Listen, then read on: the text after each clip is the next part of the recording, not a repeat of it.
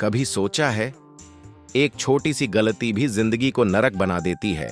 आज अंगूठा गया, कल पूरा हाथ जाएगा और फिर जान पर भी आफत। किसकी? क्यों? आइए सुनते हैं एक ऐसे आदमी की कहानी जिसने बस एक मछली छीनी थी और बदले में किस्मत ने उसका सब कुछ छीन लिया। कर्मों की सजा, एक ऐसी दास्तां जो सुनने के बाद शायद तुम भी अपने कर्मों पर सोचने लगो। समुद्र किनारे बसे एक छोटे से गांव में रघु नाम का मछुआरा रहता था। उसकी दुनिया बूढ़े माता पिता और पत्नी। रोज सुबह लहरों से जूझते हुए वह समुद्र में उतरता। मेहनत जरूर थी, लेकिन दिल खुश रहता था। उसका सपना, एक दिन इतना कमाऊं कि माता पिता को कभी किसी की दया न मांगनी पड़े। और एक दिन वही हुआ। समुद्र ने जैसे आज मेहरबानी कर दी। एक से बढ़कर एक मोटी मोटी मछलियां उसके जाल में भरने लगीं। रघु की आंखें चमक उठीं।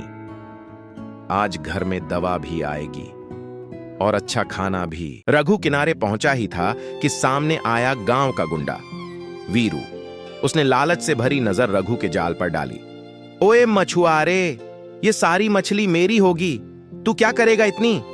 रघु ने डरते हुए कहा, भाई ये मेरी मेहनत है, मेरे घर का सहारा। वीरू को उसकी हिम्मत पसंद नहीं आई।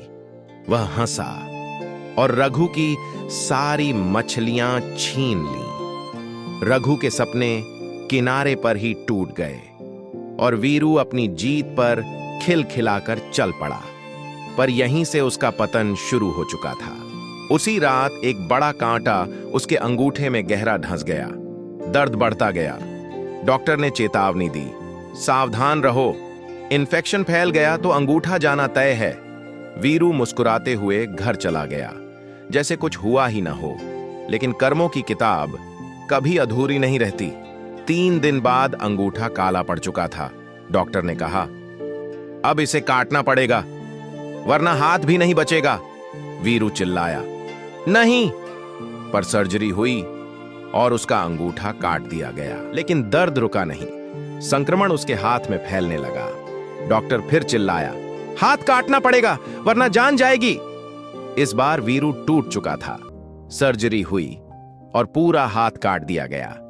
वीरू ने भगवान को पुकारा, मैंने ऐसा कौन सा पाप किया था? बार बार एक ही सज्जा, लेकिन गुनाह याद नहीं आ रहा था।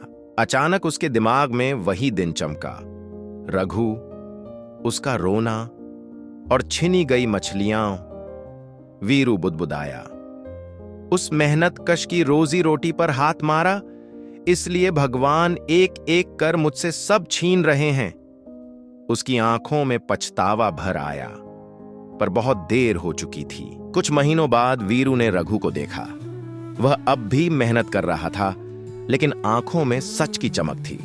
वीरू डरते हुए पूछ बैठा, तू मेरे लिए बद्दुआ करता है क्या?